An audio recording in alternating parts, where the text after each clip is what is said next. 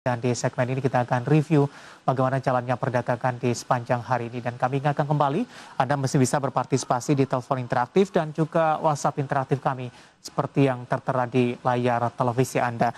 Saat ini kami sudah terhubung melalui Zoom bersama dengan Bapak Aji Dewandaru yang merupakan investment spesialis PT Trimegas Sekuritas Indonesia. Kita akan langsung sapa saja. Pak Aji, selamat sore, apa kabar Pak? Selamat sore Bapak David, kabar baik saya di sini. Bagaimana dengan Bapak?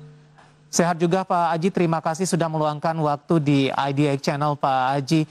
Setelah menyentuh all time high pada perdagangan kemarin Pak Aji, ternyata indeks harga saham gabungan lebih cenderung tertekan ini Pak. Anda melihat dari posisi teknikal, apakah tekanan yang terjadi di sepanjang perdagangan hari ini masih cukup wajar Pak setelah mengalami penguatan dan menembus ke level tertinggi sebelumnya? Oke. Kalau kita memang coba perhatikan secara teknikalnya, pergerakan IHSG di hari ini itu penurunannya masih kita rasa wajar ya, karena memang selama dia tidak membentuk lower low, itu berarti tandanya secara jangka panjangnya IHSG itu masih ada di dalam uptrend channel.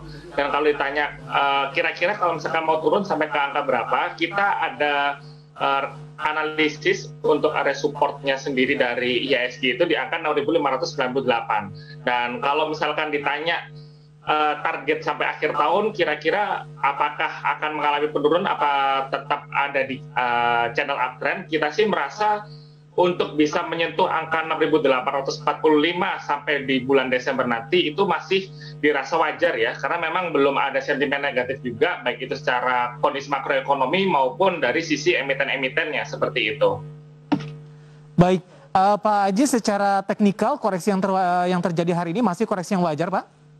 Betul, kita melihatnya ini masih dirasa cukup wajar ya untuk kondisi seperti sekarang ini. Karena memang ada aksi taking profit seperti yang kita tahu, kebanyakan juga masih didominasi oleh investor-investor domestik, begitu.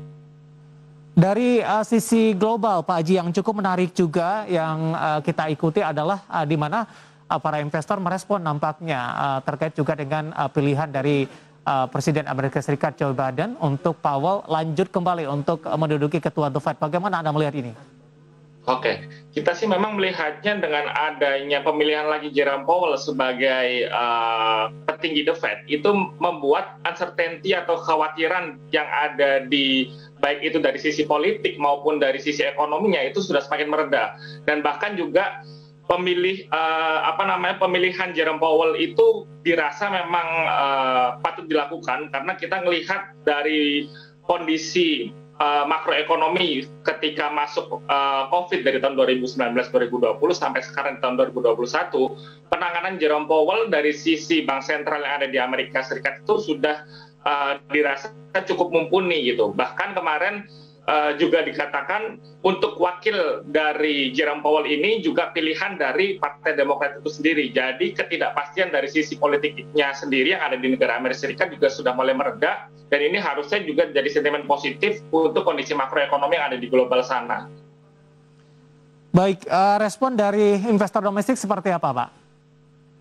Kalau kita melihat dari investor domestik sendiri, mungkin di saat seperti sekarang itu kecenderungan mereka lebih tidak begitu memperhatikan kondisi makroekonomi global ya, karena memang dari kemarin ini fokus utama dari investor domestik itu lebih banyak kepada melihat laporan keuangan di kuartal ketiga, di mana memang banyak laporan keuangan di kuartal ketiga itu yang resultnya tuh cukup menarik gitu, terutama di sektor perbankan begitu. Baik. Tadi pun juga sudah kita sampaikan Pak Aji, ini terkait juga dengan rencana dari beberapa emiten yang akan membagikan dividen interim. Apakah ini juga menjadi magnet tersendiri tidak Pak? Ya, benar. Dengan adanya dividen interim juga membuat kecenderungan market di akhir bulan November ini harusnya bisa menjadi lebih menarik ya. Walaupun kalau kita lihat secara harian, hari ini indeksnya itu turun, ini malah mungkin bisa dijadikan momen untuk melakukan aksi akumulasi beli, karena memang kalau kita lihat secara analisis teknikalnya, IHSG sekarang sedang ada di dekat-dekat area support gitu. Baik. Momentum untuk beli begitu. Anda melihat dengan koreksi yang terjadi hari ini untuk esok jangka pendek Pak Aji, tekanan masih akan terus berlanjut, ada potensi rebound Pak? Oke, kalau misalkan melihat dari hari ini, begitu masifnya banyak orang melakukan aksi jual, kemungkinan di hari esok itu kalaupun masih ada penurunan, itu kecenderungan jauh lebih terbatas ya, karena memang kami melihatnya di hari ini, bahkan dari kemarin itu kecenderungan penurunan itu lebih daripada aksi taking profit, bukan karena memang ada perubahan fundamental seperti itu. Baik, ketika sesi pertama dibuka esok hari, Anda sudah merekomendasikan untuk masuk kepada saham-saham tertentu begitu? Betul. Dari sisi, ya silakan Pak. Kalau kita melihat memang tadi sempat saya sebutkan juga bahwa